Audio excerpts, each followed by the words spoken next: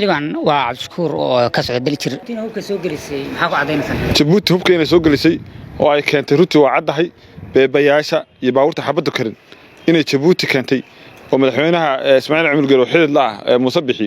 uu keenay waa wax iska cad weeyay cadeymay baan haynaa waana soo bandhigaynaa magaalada Lascaanood ee gobolka Sool runtii waxa ka dhacaya wax la aqbali kara ma aha bulshada Soomaaliyeed mar iyo bulshada reer Puntland ba runtii wax ku tahay murugo weyn waxay noqon doontaa runtii wax la iskaga daba yimaado kooxaha kacdoonka waxaan u sheegaynaa in ay diyaar garoobaan annagu garabkeena nahay dhiigga shacabka Soomaaliyeed ama dhiigga reer Lascaanood runtii cid la dhici maayo waxay noqon doontaa wax la iskaga daba yimaado oo la iskaga jiro adduunka iyo aakhiraba dadka maatada runtii lagu laynayo qoryaha waaweyn iyo rasaasta nool la dhacayo aad baan u cambaareynaa waana ka soo horjeednaa ficiliyana waa sameyn doontaa waana arki doontaa insha Allah taala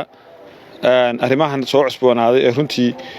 dilalka qorsheysan muddadan 15 sanadood maamulka Soomaaliland uu ka geysanay magaalada Lascaanoodna runtii waa wax maartay aad looga xumaado in dad shacaba oo labeentii maalin walba habeen walba lagu dilo magaalada Lascaanood cid ka dambaysan runtii waa wax iska cad waa maamulka jooga SNM halkan waxaan tacsi uga diraynaa dhalinyaradii ku geeriyootay difaaca calanka Soomaaliyeed iyo ka hortagista xasuuqa baan ee lagu hayo shacabka reer Lascaanood waxaan leenahay dhalinyaradaasi waxaad u halganteen ummadda Soomaaliyeed ilaahay hortiina jannada ayaad galeysaan tacsi baan u dirayaa qoyskii qaraabooyinka ka geeriyooday waxaan aad u cambaareynaa in nimankii dilay ay yiraahdaan mag baanu ka bixinaynaa waa arrin aad u xun ilaahay hortiina ku xun in ninkii dilay uu maanta la soo istaago ceebtiisa in ay yiraahdeen mag baanu ka bixinaynaa horgalada magaalada Lascaanood ee u fadhiya in magta ay yiraahdaan mag baanu ka bixinay runtii waxa leenahay ka xishooda ummadda inta disheen oo ka cilin weydeen dadka dilaya in haddana la soo istaagtaan mag baanu ka bixinaynaa runtii waa arrin aad u khaldan waana cambaareynaa halganku halkiisii garabkeena nahay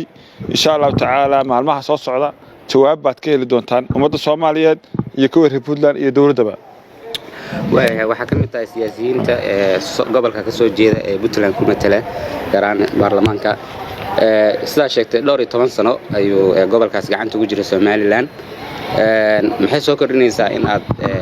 hadal halkan la soo istaagtaan shir jiraad mar walba qabataan sida awalba uga hadli jirteen meel hoo u baahan hadal ma baana sama wallahi runtii way ka soo dartay arrintani arrin la eegan kara maaha waxay soo istaagtay meeshii u dambeysay in shacabkii si bareera loola dhaco xabad arrintaana maanta ma taagna hadal ficil bay tagi doontaa insha Allah taala ficil bay tagi doontaa mana aha arrin mar walba aan ku celcelino shir jiraayid iyo hadal ficil bay tagi doontaa waana aragtaa waxa hadda magaalada Lascaanood ka socda waa ficiliyan waa wax laga xumaado waa wax runtii aan arki karno in ay soo tartay insha Allah taala dadka kacdoonka wada waa dhirigelinayna waxa leenahay garabkeenana bismillaahir rahmaanir rahiim xildhibaanay waxa ka mid tahay xildhibaanada ka soo jeeda goboladaas la yiraahdo SSC ama la yiraahdo Sool Sanaag iyo Cayn imisa ayaad hadlaysaan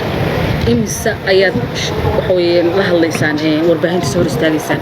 haddii hadalkiinu uusan ficil baahayn maxay tahay dadkaasi matalaad ay kugu haystaan runtii waa su'aal wacan waana lagu soo celiyay runtii arrintan ma taagna maanta ma taagna hadal ma taagna ficil bay maraysaa ficilkan runtii diyaar weeye shacabkan waxaan ugu baaqaynaa meel kasta ay joogaan inay diyaar garoobaan xoreyntan loo diyaar garoobo annagu qorigayaanu qaadanaynaa furinta hore aan tagaynaa xukuumaddana runtii waa cambaareynaa inay ka aamustay oo runtii waxay mudan tahay in la iska weydiiyo taas waa arrin muhiim weeye maantana maaha maalin dadku ay iska fadhiyaan waa maalin u baahan in gacan bira wax lagaga qabto deegaanka maanta wasiir korra wuxuu yiri mag baan ka bixinaynaa raggii halka lagu leeyahay ama dadkii shacabka ay geeriyooday garow aad u dhex joogtaa kafee baa hadda cabisi dadkiina waa dhimanayaan isu ka qabasi dadka dhimanay Ilaahay ha u naxariisto waan ka xunnahay runtii ficiliyana waa muujin doonaa in aanu maarta ka xunnahay waxay maanta annagu Garowe uma joogno inaanu kafee kaliya ku cabnay inaanu dalka aan ka shaqeyno sidii loo xoreyn lahaa ayaan u joognaa ciidan kasta oo dawladda ama meel kasta jooga ama shacab ahaado nin kasta qorigiisa maanta waajib weeye inuu qaato annaguna diyaar baan garabkan taagana xildhibaane dadka shacabka waxay wadaan kacdoon dhagax bay adeegsanayaan waxa ugu badan ay adeegsanayaan waa dhagax xabado ayay ugu jawaabayaan dhagax kormaad qoriga qaadanaysaa waa su'aal wacan qoriga awal buu waasidnay habeen iyo maalin baan sidanaa haddeerna waxay noqonaysaa qorigii u dambeeyay inaanu qaadano oo gacan bira la iskaga qabto runtii halkan waxaan ka sheegayaa in hubka lagu leenayo magaalada Laascaanood ama shacabka Laascaanood uu ka yimid waddanka Djibouti beebeyaasha iyo qoryaha si toos ah xuduudda looga soo gudbiyaa waxaan cambaareynaa dawladda Djibouti Ismaaciil Cumar Geelle inuu hubeynayo maamulka gooni goosadka ee shacbiga Laascaanood ku leenaya dhiigoodii xalaashaday 118 qofna ku dilay runtii arrintaasna waa arrin mudan in laga hadlo Ismaaciil Cumar Geelle iyo dawladdiisa waxaan leenahay arrinta ha ka waantobdo dhammaan ciidamada uu hubeynayana ha ka daayo iyo dhibku ku hayo xariirow markastoo ay ka dhacdo deegaamada SSC ama Sool ha noqoto ama Boohod ha noqoto ama Laascaanood ha noqoto sidan ayaa warbaahinta ula hadashaa يعني فعل كلو كحجنا بس ميسد يعني هذا الكاغم يلا أوران كرين إسك هذا الأموية أو برشدي لجوس ودورتي مثليسي وحبوا ما هيست ما أنت متاعنا هذا فجندي ما أنت متاعنا هذا الفعل بمرة فعلكم ومغندونا إن شاء الله فعلك حلبان فعلكم ومغندونا إن شاء الله تعالى وحرجينا إن اللي بيدا قاعد تمر ثلاثة محن قدونا فعل كاس دجال بنقول يا حبد أنا قلنا ديار بأنها إن دجال يحبد كلنا يلا دجال وحنا دجال مينا تذكر الصومالي حاشري مجال الأسعار كله يعني شعب الصومالي جايين سومالي يا سلام وسؤال وناسن ماذا سوى تشهرنتي كمان مغن وانقرأنا إن سكان مغن وأنا أرجنا ما أنت رمك هذا وأنا عبارنا إن ماذا سوى تشجع دولة حس الشيخ oo ah dawladda federaal oo Soomaaliya dhanna masuulka in lagu soo dari waayo dhibaatada shacabka Soomaaliyeed ay ku hayaan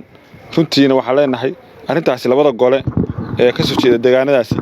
in ay si dhow ula socdaan waxna ka qabtaan maantana waa ka hadleen Ilaahay subhanahu wa ta'ala quraanka wuxuu ku leeyahay innal ahla kana mas'uula qof kasta mas'uuliyadiisa waa lagu xisaabtamaya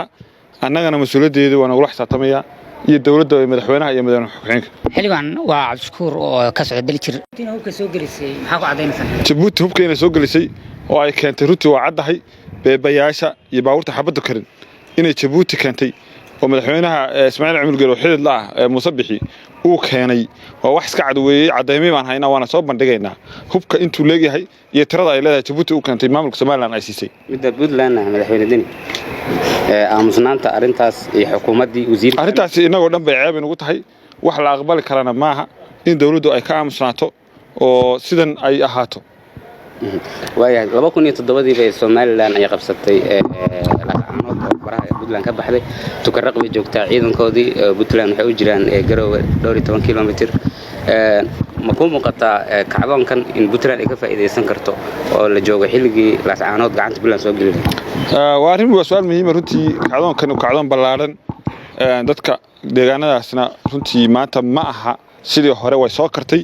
maalin walba in lagu hordilo hal doorkooda oo la dhameeyo oo waxba aysan ka harin runtii waxay muujinaysaa kacdoonka maanta afraad ka socda magaalada Laascaanood in ay yahay dhamaadkii SNM iyo horjoogayaasha maalin walba dilaya dadka dhigmiiratada waana fursad muhiim ah in xukuumaddu ay ka faa'iideysto oo ay runtii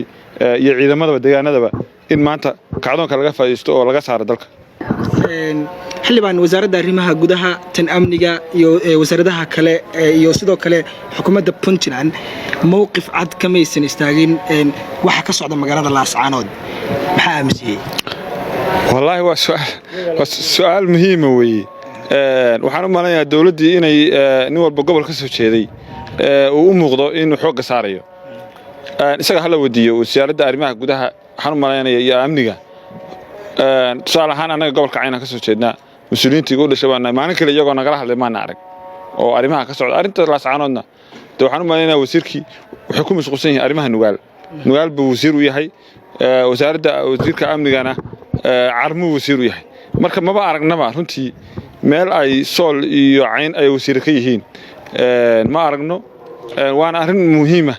in la isweydiiyo qolo walba meesheedii miyay runtii ay islaxsanaysaa amnigeeda ka shaqeynaysaa saasay u egtahay maxaa xiriira ka dhaxeeya shabaab iyo Soomaaliland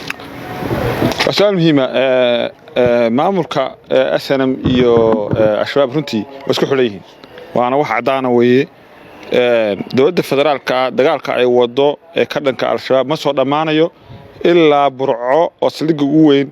ee argixisada ku leedahay la soo afjaro waa su'aal muhiim ah oo u baahan in la isweydiiyo burco iyo SNM iyo shabaab waa isku xidhan yihiin dadka waxa la yeenayana waa intaas isku xidhan ilaa la soo afjaro burco wax laga qabtana koonfur xataa laga gaari maayo dagaalka ka socda guul laga gaari maayo xildhibaan dadkan haldoorka lagu leeyahay magaaladaas yaa diliyay wax dilaya waa la garanayaa xerada gooja cadde dad ka yimaada dila oo laascaan u dhow oo maamulka SNM iyo ciidamadiisa degan yihiin iyaga dila waana cadaan waana wax muuqda waana istaraatiijiyad dadka lagu ogolaysiinayo inay aqbalaan marka haldoorkooda la laayo is dhiibaan dadkuna isma dhiibayaan horay waxaan u ogeyn in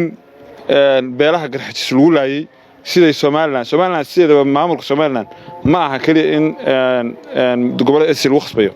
horay waxaa u dhacday in magaalada la Hargeysa xaafadaha ay degaan beelaha garxajis lagu khasbay in Soomaaliland ay noqdaan oo la laayay haldoorkooda la baabiyay 94 burco saas dagaalkii ka socday oo ahaa mid beelaha garxajis lagu khasbayo maamulka Soomaaliland inay aqbalaan maantana gobolada SC ayaa lagu khasbayaa waa istaraatiijiyada ka shaqeyneen umana soconayso Soomaaliland ama maamulka gobolada waqooyi kaliya goboladan SC kaliya khasab